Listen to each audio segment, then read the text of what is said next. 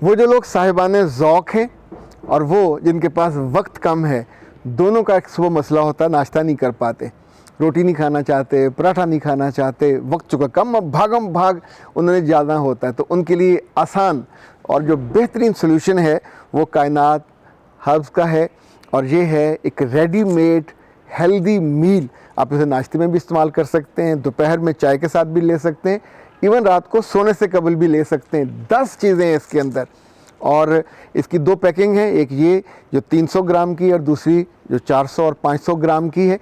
कीमत उसकी इंतहाई कम है।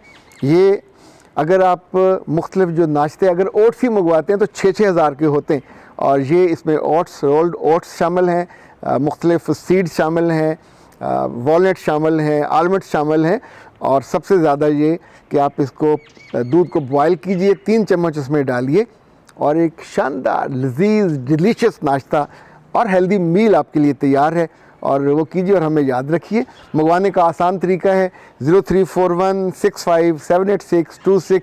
ये है कायनात हर्बल प्रोडक्ट्स का बहुत उम्दा, बहुत टेस्टी, बहुत डिलीशियस रेडीमेड हेल्दी मील, सर्दियों का ख़ास तोहफ़ा आपके लिए।